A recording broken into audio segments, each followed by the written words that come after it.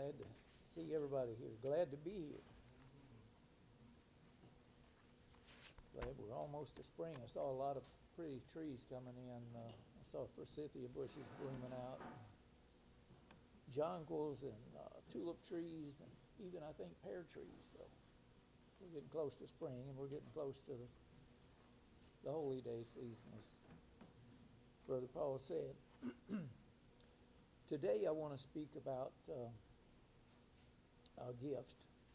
In fact, in Corinthians 13 and 13, it tells us that we have, he gave us faith, hope, and love, and love is the greatest gift. It's very important. And we'll turn to 1 Corinthians 13, the love chapter, I guess it would be called.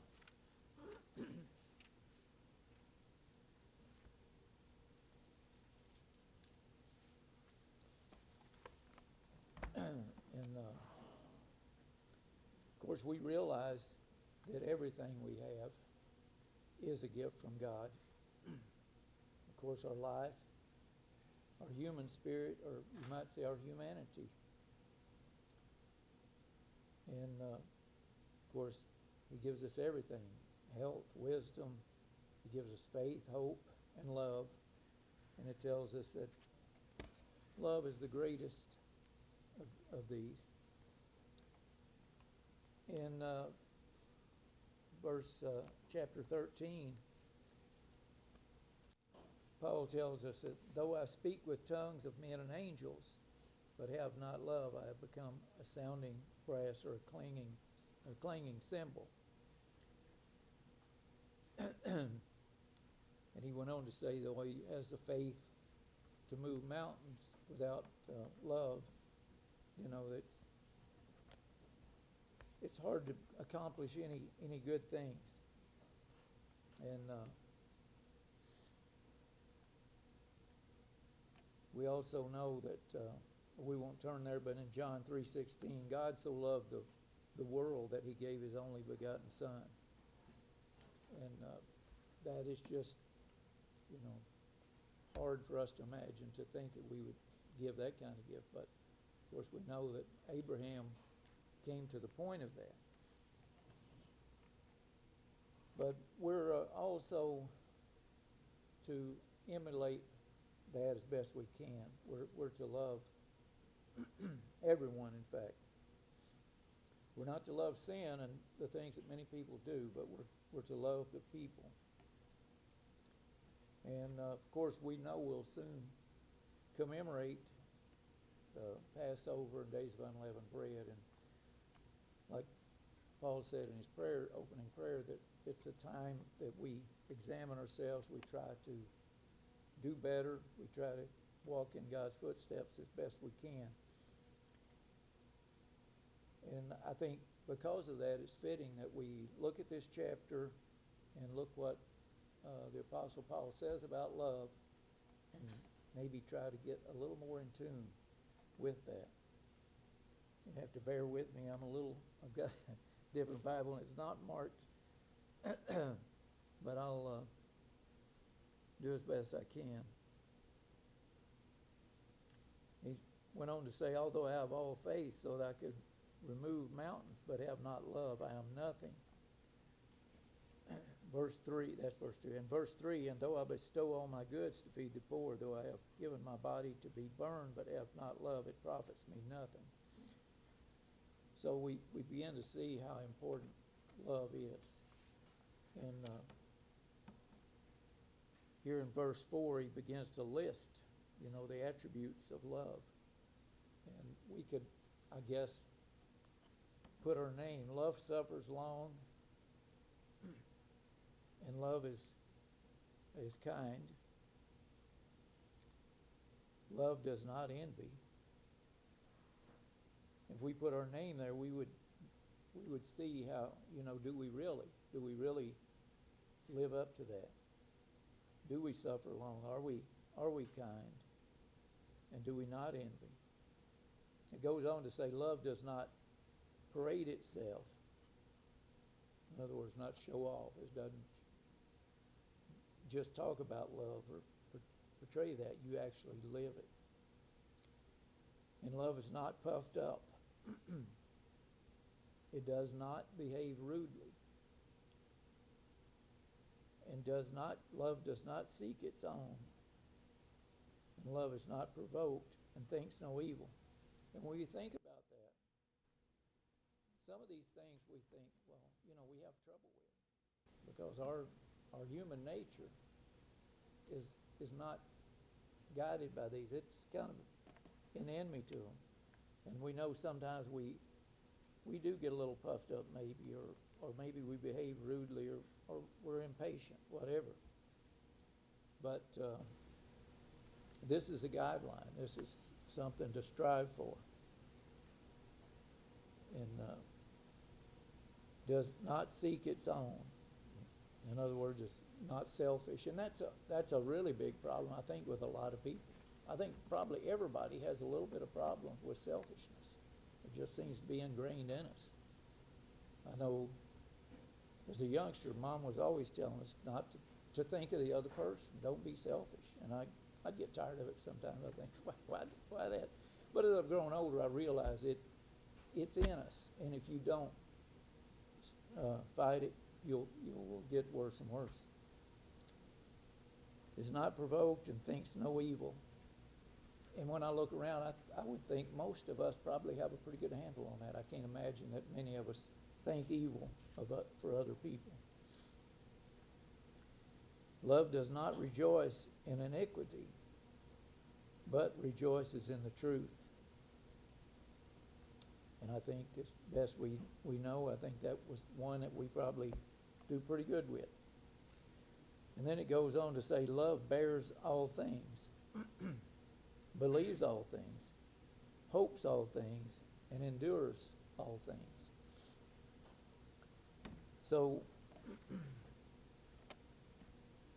it's a little bit hard to think that we do all things all the time. We probably don't. We try to endure. We don't give up. I think that's the main thing. Don't give up. You may not be perfect, and you may not do these things all the time, but don't give up. In verse 8 it says, love never fails. And then he goes on to say, where there's prophecies, they will fail. And where there is tongues, they will cease.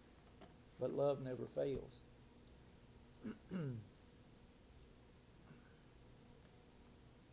And also about love, we know, and we don't need to turn there either, but in Matthew 22, when Christ was asked by the Pharisees, of course they were always trying to trip him up in one way or another, but when he was asked, what's the greatest commandment, to see what he'd say.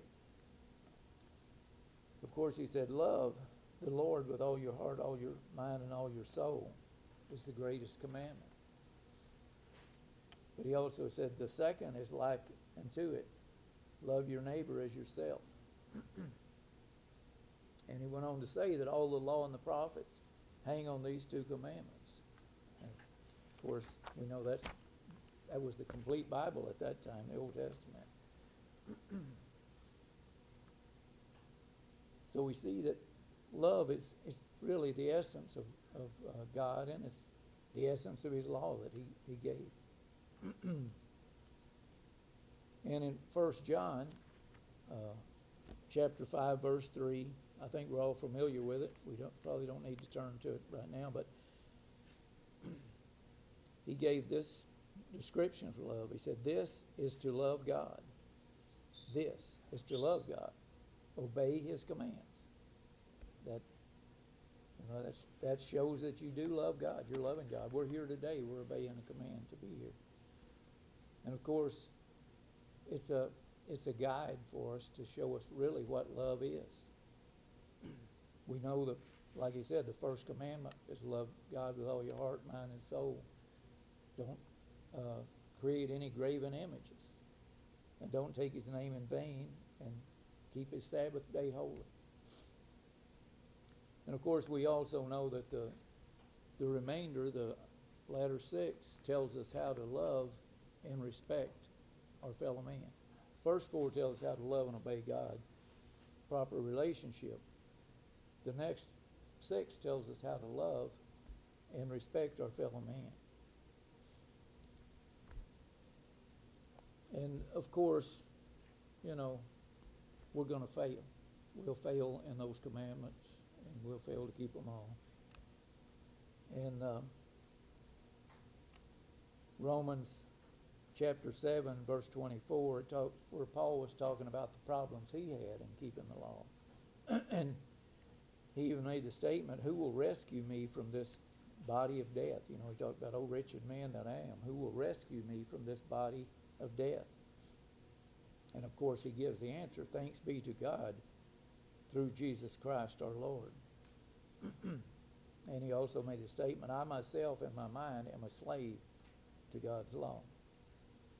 So I think to sum up what I'm trying to say is, if we follow this guideline and we love and obey God, love and obey, then we needn't fear any condemnation. It sounds pretty simple, and it is, but we'll also rely heavily on God's grace because we are going to fail at times. Thank you very much.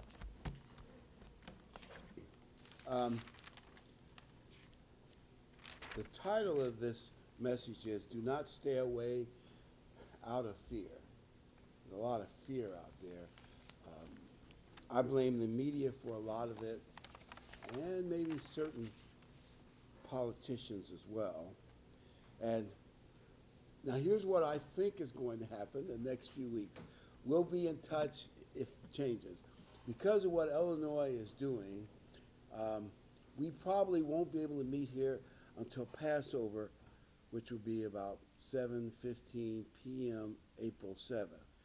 But we're planning on being here no matter what you hear in the media, because I don't think the Passover should under any circumstances be put off, canceled. We're also planning on being here the first day of unleavened bread, April 9th, and probably won't be here the 11th, give us after 2 days in church, and then back April 15th for the last day of unleavened bread. Now, I'm considering those sure things that we're going to be here no matter what you hear. Obviously, if things get so bad that, but we don't, that's what we think. And so unless you hear otherwise directly from us, we're going to be here April 7th for the Passover. That's when the official lockdown ends. So I was in the grocery store yesterday. I thought I've never seen this. Whole sections of stores, empty racks, front and back. I mean, empty. The meat section, except for a few things, most of which I didn't want, empty. I mean, a long section. Went to a second store, somewhat the same. Maybe the empty racks varied a little bit from store to store. And then we were listening to Kenny Esther from Atlanta, and he was saying somewhere in his community there were over 200 people who waited early in the morning to get inside the grocery store. In other words, they got there like at 6 a.m. They waited 2 hours for the store to open up so they could rush in there to be the first ones to get any toilet paper and meat, if it's any, or milk and butter, if it's anything left. I thought, wow, I've never seen such a panic. To my knowledge, I mean, technically, there's really no shortage of paper towels, toilet paper, butter, milk, or meat. It's just that people have hoarded them, creating a shortage. Does that make sense? It's fear that's creating this shortage. It's got everybody like, oh. And I will admit, when I went to the grocery store, I was a bit shocked. I expected, anyway, I'm a bit shocked at how bad it's gotten and how fast it's gone down. It's like within 10 days, the grocery stores were, ready, and now, and this is Walmart, well, another big store in Cape that you might not know, Schnucks, but the meat section is almost all wiped out. There's no turkey bacon, and anyway, you don't want to hear about stuff I miss, right?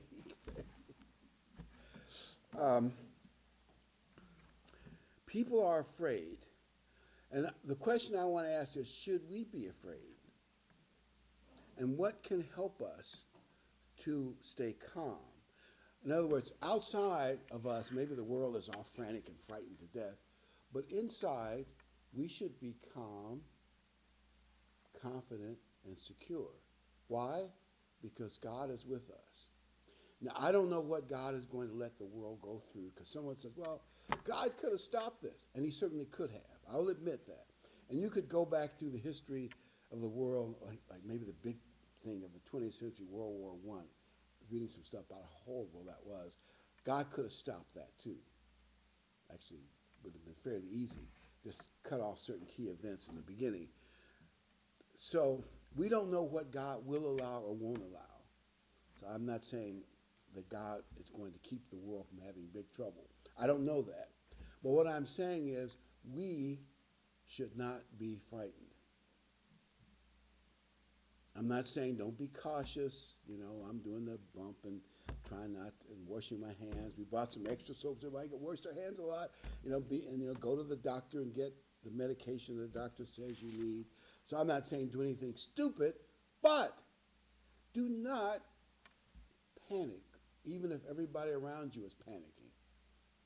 I will probably buy more toilet paper when I see it, if I see it. My son was saying last night, he's almost out and he can't find any. I don't know what to tell him. I'll be forced to buy maybe an extra roll when I see some just because everybody else is hoarding it. But I don't think we should get in the hoarding, frightened, panic spirit of the world around us, because we're God's people, shouldn't do that. We're reading in the book of Exodus, and all of you know that, Exodus 15, 16, and 17, the Israelites, they had a negative accusation type grumbling against God and Moses. Like, oh, how come we don't have it? Are you really with us, God, or not? And you can hear that in the press when they ask certain questions. The question is almost an attack if you see the negative edge in the question. Well, that's how the Israelites were. Any little trial, any little shortage, well, is God really with us or not? Even though they had seen many, many miracles, and actually were seeing miracles as the Sabbath was being reinforced with manna from heaven, every day they were seeing a miracle in that sense. And they had this cloud over them and a light at night. Those are miracles. You don't see that in the desert, following 2.5 million people around. Even though they had the miracles around them, they just were easily panicked, easily frightened, easily unnerved, very negative. Now, some of that may have been anti-God, a lot of things as well. But the message that's sent to God was, God, we don't trust you. No matter what you've done for us in the past, we don't trust you. We should send the message to God, God, we trust you. We're not overly worried. Now you're going to say, well, is God going to guarantee he won't let any of us die? I can't say that. I wish I could. I mean, honestly, one of the unfortunate laws of life is that people do pass away every so often. So I cannot guarantee that God is going to protect. I can't even guarantee you that you'll be prosperous. It is theoretically possible if the financial, a man was talking about this in the, I don't want to scare anybody. And this guy said, well, what should I do? Should I take money out of the bank and hide it in my mattress? Should I buy gold? And I believe this guy is very logical. He says, look, he wouldn't do any of those things. He wouldn't get out of his stock or anything. He says, save your money, don't spend it up foolishly. But he said, look, if the whole system collapses, it won't matter. I mean, now you think about it. If the whole financial, because that could theoretically happen. If the whole system collapses, your paper money might not buy you much. Gold bars in your basement won't buy you much. You think about that. Actually, there's an example of World War II. They had plenty of gold in Japan, but they didn't have, right after the war, a lot of essentials. It wasn't worth anything. I'm not trying to scare you all I'm thinking of, what I'm saying is, no one can guarantee what the future holds, what God will allow, won't allow. But God will get us through. That's what I'm saying. Even if something bad happens, God will get us through.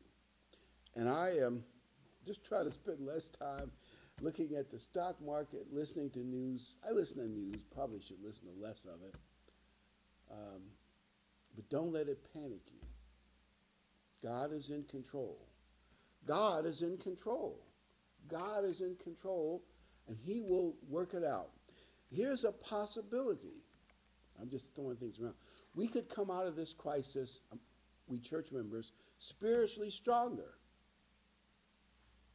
America could come out of this crisis spiritually stronger. I know you're thinking, it doesn't seem likely. We could come out of this crisis a little more united. Because there's some indication, I'm saying some, not a lot, there are some people who seem to be on the internet searching for stuff about God more than they did a week ago. Now, that doesn't mean a great revival, so I'm not saying we haven't got to that point yet. But isn't it possible, even in a crisis, something good can come out of it? Does that make sense? By the way, it's worth knowing this. The Great Depression was bad, but a few good things came out of it. Actually, the Roaring Twenties brought a lot of moral degradation, extremely high divorce rates. During the Great Depressions, the opposite happened. Families stayed together more. The divorce rate went down. And some of the, let's say, moral degradation seemed to decline. I know that doesn't seem to make sense, but human beings are different than animals. With most animals, when food supplies get tougher, birth rates go down and, the population declines. With human beings, it's often the opposite. When times get hard, families get bigger, they stick together more, and the people get stronger. As I've said this many times, several of my teachers believe that the Great Depression strengthened America so America could win World War II. You can make that argument. My only point is, hard times do not guarantee bad results in the long run. I'm not saying I know why God is allowing this, why He's not, because I don't see the future. But most of all, at least good things can come for us if we learn to trust God in hard times. I'm going to read 1 John 4:17 and 19, and you'll see how I'm connecting this verse. We could actually do a ton of verses like this, but I just want to do just this one. But it matches what Carl was saying. 1 John 4:17. And John writes, "Herein has love been perfected with us, that we may have boldness in the day of judgment." I think he means boldness in prayer and actions. That even as He is, we also are in this world. There is no fear in love. I'm going to read that line again. There is no fear in love, but perfect love casts out fear. For fear has torment, like mental torment. He that has fear has not been made perfect in love. We love because He first loved us. So we're returning God's love. And if you're overly fearful, doesn't that send a message to God that you don't trust Him? If we love God, we trust God, and maybe this is a bad example. When the Army sent me to Vietnam, I actually expected to go to Germany, but that's life. And you're going to say, you were just kidding yourself. But I actually trusted that God would take care of me. Since I'm here, it happened. My only point, regardless if that's a bad example, because you say everybody thinks that when they're in danger, but I really believe if you trust God, God will take care of you. And that's been my experience. True love casts out fear.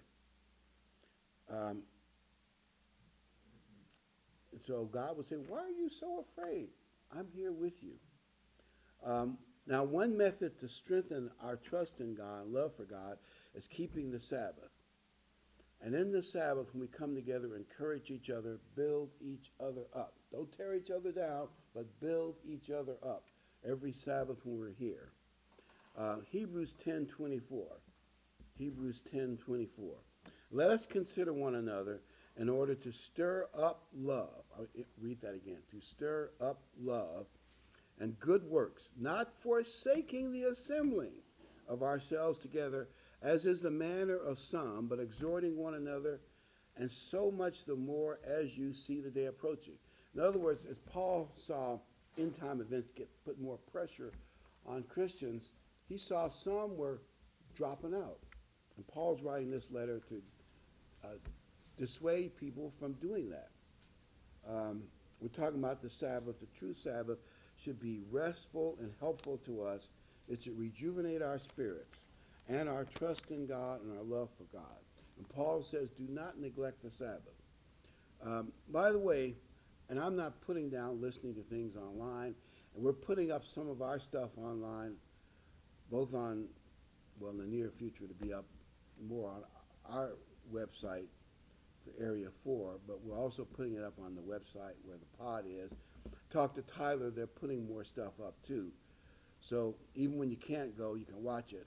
And I'm not against watching things online or getting DVDs in the mail or listening to tapes. All that is good, and it's okay, and it's helpful. But it's not the same as coming and the fellowship. Does that make sense? I would even argue that if you watch a DVD in church where it's a formal setting and then the fellowship, you get more out of it than you do watching it at home. I'm not against watching it at home, but I'm saying it's better to come here. And I perceive that the devil wants the world and God's church to forsake these holy days. That makes sense? The timing just looks suspicious. Then they have that oil war with Saudi Arabia and Russia, just adding one more economic domino. And actually, the reason why that's an even bigger domino as far as the world economy than we thought, normally when the Saudis, you drop oil prices to 30-something a barrel, people buy more oil, right? Well, guess what has happened? Oil prices, they dropped them. They dropped the prices low, but people have nowhere to go. Does that make sense? They dropped the prices low, but people have nowhere to go. So demand for oil, instead of going up when the price goes down, demand is still going down. So it's dropped even much lower than the Saudis wanted. It goes like $25 or $22 a barrel. This is for the energy sector of the world's economy, this is like, oh. Now, I'm saying, and also robust industry, which buys oil too, is buying less because the world is shutting down. I mean, industries are shutting down. And I know this could seem like all a coincidence, but nothing is a coincidence. I believe the devil is doing all this, like playing chessmates. How can I bring down the world economy? How can I discourage Christians from going to church? I believe that's his goal. And COVID-19 is a perfect excuse to stay away from church. But Paul warns people about losing our love and hardening our heart like the Israelites did. They didn't trust God. They refused to go to the promised land, and God wouldn't let them go to the promised land after that. Then they wanted to go, and they were not allowed to enter the promised land because they didn't trust God. They didn't really love God. And God could see it really clearly that they didn't love God, and most of all, they didn't trust God. I'm going to read Hebrews 3, 8 through 11. This is the whole section where Paul's encouraging the church to not be like the Israelites, but to go to the Sabbath services and to trust God. Hebrews 3, 8 and 11. Do not harden your hearts as in the rebellion in the day of trial in the wilderness where your fathers tested me, tried me, and saw my works 40 years. In other words, God made them stay in the desert 40 years, and they died in the desert. Now, their children went in, but they died in the desert because they were rebellious, hard-hearted, and did not trust God. Verse 10, therefore I was angry with that generation and said, they always go astray in their heart. Every time God tested them, they never did the right thing. There are like 10 different tests when you put all the tests together in the book of Numbers and Deuteronomy and Exodus. They never. Every time something went wrong, there were always that negative accusation, grumbling. In other words, they never did the right thing. Or when Balaam used the temple prostitutes to test them, they never did the right thing. You're going to think, won't they sometimes do the right thing? Maybe they did, but as Paul writes, the way it at least reads when you read it, they always did the wrong thing. They always go astray in their heart. They have not known my ways, so I swore in my wrath, they shall not enter my rest. And the rest for them was the promised land. They weren't going to get to the promised land. Now, our promised land is the kingdom of God, the family of God. But Paul makes a duality of the two things. Hebrews 3, verse 12, going on. Beware, brethren, lest there be in any of you an evil heart, unbelieving and departing from the living God. Unbelieving means you don't trust God. But exhort one another daily, while it is called today, lest any of you be hardened through the deceitfulness of sin. And the sinful world kind of deceives you to think, I don't know, it's bad, it's good to do bad things. That's kind of like when you're a teenager, you think, well, it'll never catch up with me. I could do all the bad stuff and get away with it. Isn't that the deceitfulness of sin? But as we get older, we kind of start to see through it a little bit. Hebrews 4, 1 to 4. Now here's Paul affirming the Sabbath, and it's one of the things that Paul was telling them they need so they wouldn't harden their hearts, so they could trust God and could make it into the promised land. Hebrews 4:1. Therefore, since a promise remains of entering the rest, his rest, let us fear lest any of you seem to come short of it. In other words, Paul said we need to be afraid some of you are falling away. That's what he's saying. Some of you are falling away. But the word which they heard did not profit them, not being mixed with faith in those who heard it. In other words, you have to believe.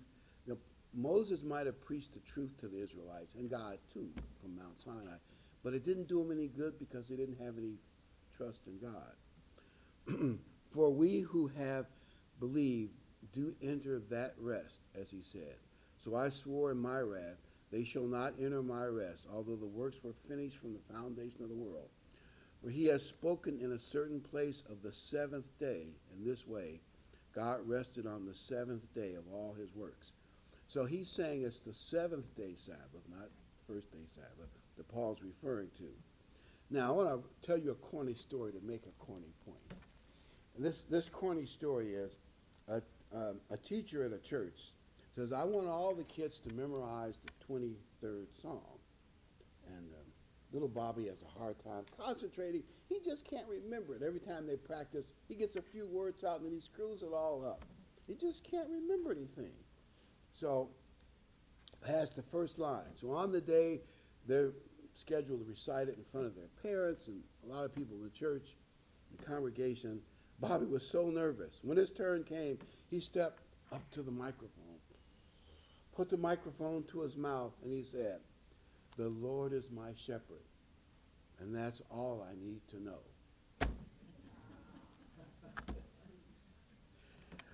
Well, that's pretty good, isn't it? That gets the point across, right? If God is our shepherd, that's all we need to know. All we need to know is that God loves us. And the Israelites, they freaked out over every shortage, every hardship. At least that first generation, I don't think they passed any spiritual test. This could be a spiritual test for us.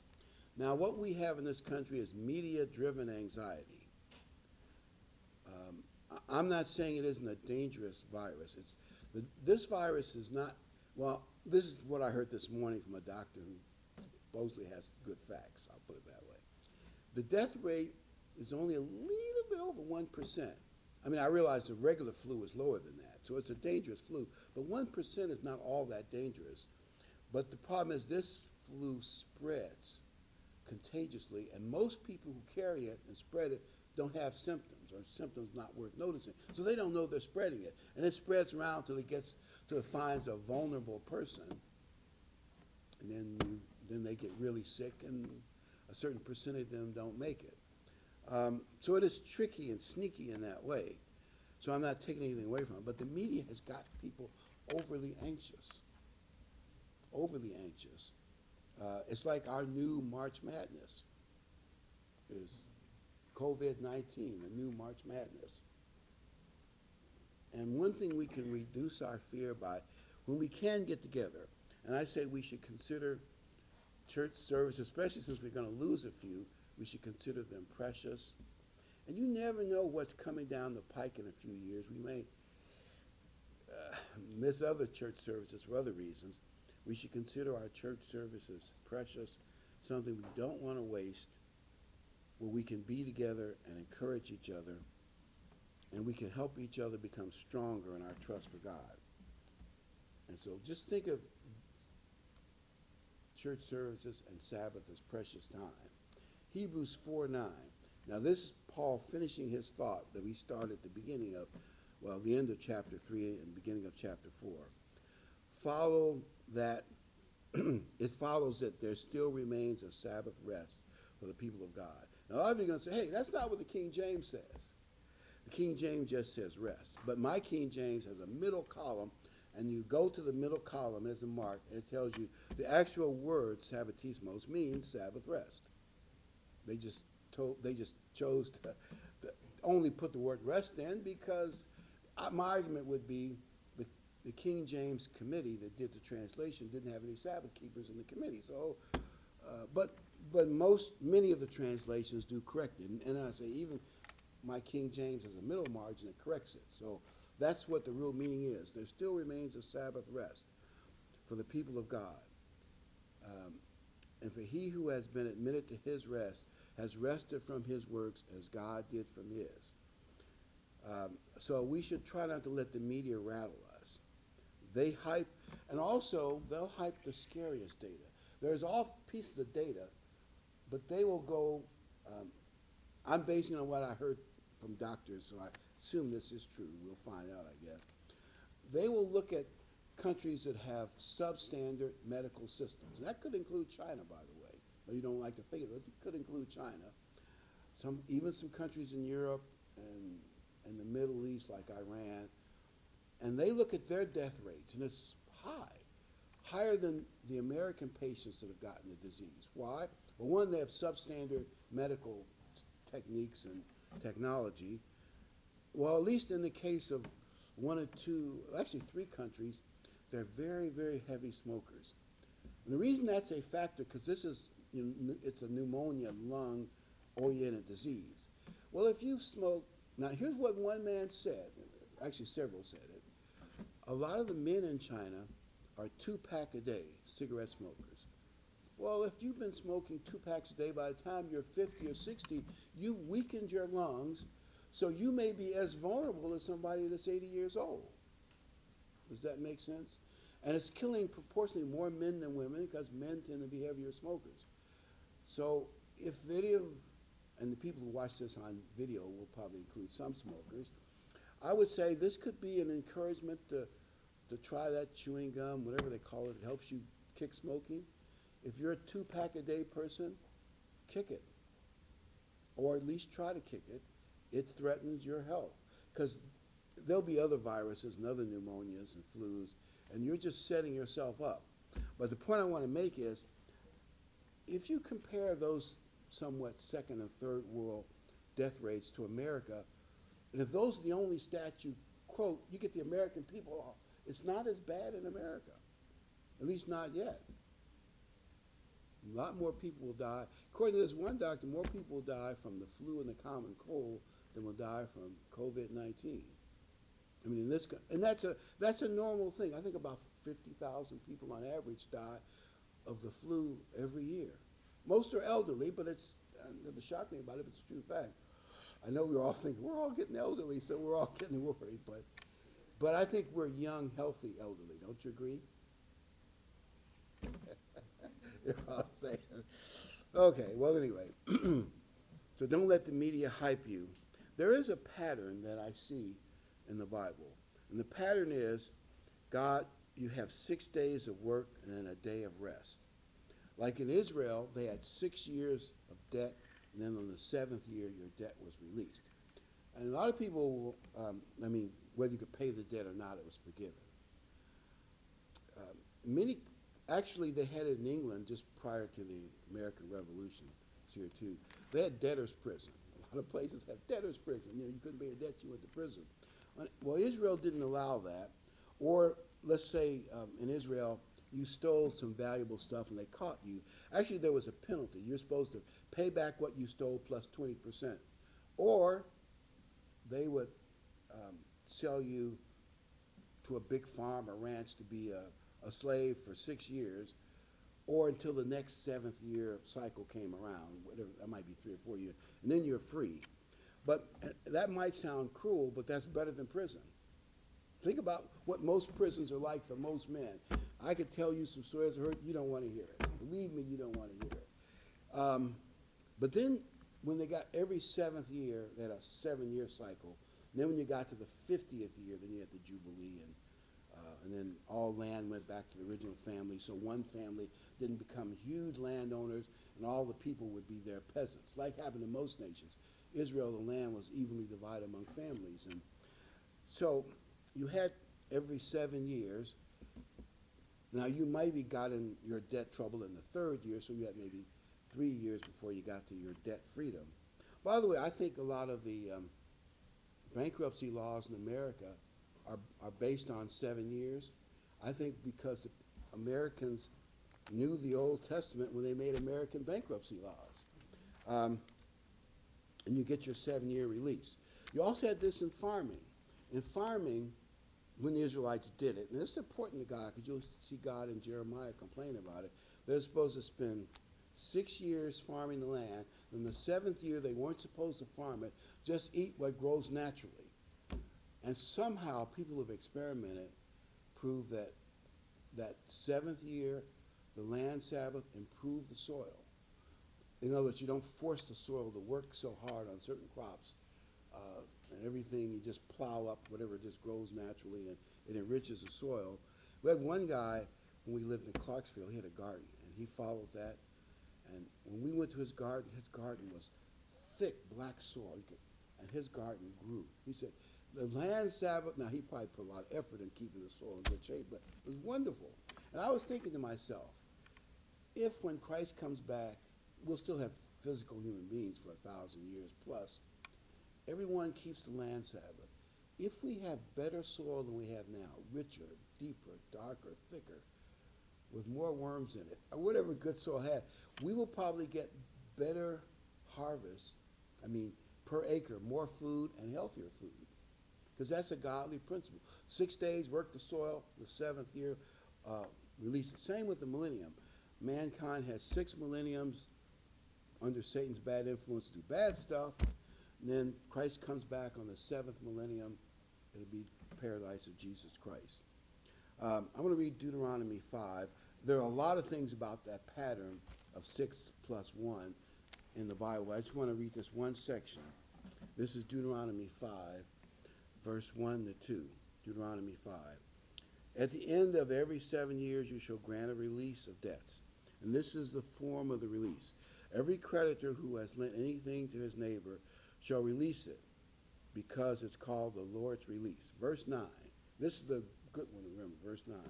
Beware lest there be a wicked thought in your heart, saying, the 7th year, the year of release, is at hand, and your eye be evil against your poor brother, and you don't, loan him any money, because you're wondering, well, I'm going to have to release the debt, and, cry out to the Lord against you, and it becomes a sin among you. God is saying, don't be stingy. If you got money and your brother needs a loan, maybe there's only 2 years before the 7th year release, you're thinking, well, he's only going to pay a little of it back, now I'll have to release the debt. God is saying, do it anyway, I'll bless you. And if you don't do it, I'll curse you. By the way, in the Old Testament, until they got a king at least, they didn't have an IRS. If you didn't pay your tithes, nobody jumped on you. God just didn't bless you. It was a one-to-one relationship, God and the particular farm owner. If you tithe, God blessed your farm. If you didn't, he didn't. And you say, well, sometimes what if God lets a bad guy get away with not doing the right thing? Maybe that happened occasionally, but it was a one-to-one relationship. You just believe, if I do the right thing, help my neighbor, even though only 2 years before the year of release for debts, God's going to bless me.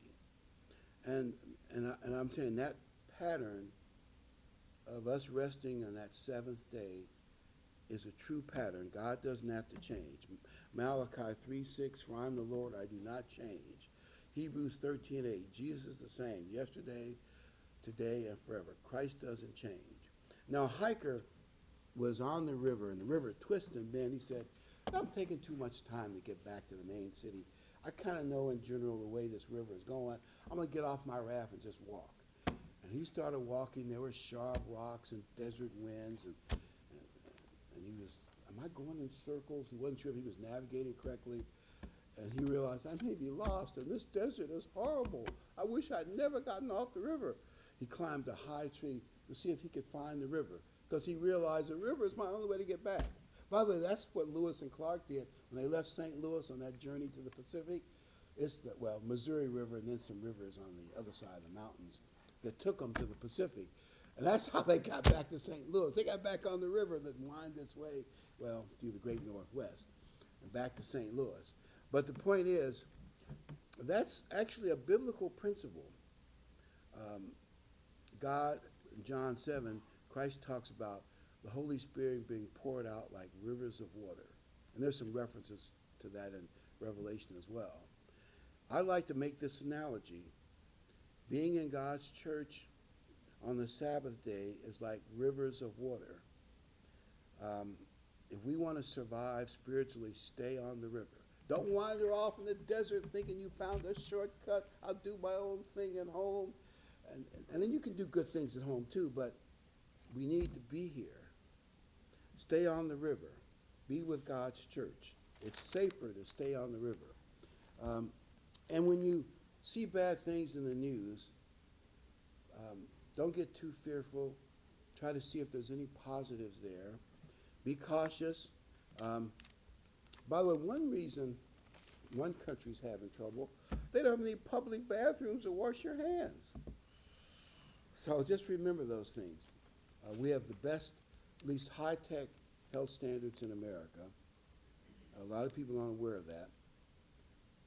But most of all, be cautious of your health, but trust God. And what Paul is saying in Hebrews 3 and 4 is, we must keep the weekly Sabbath now if we want to be in the millennium paradise later.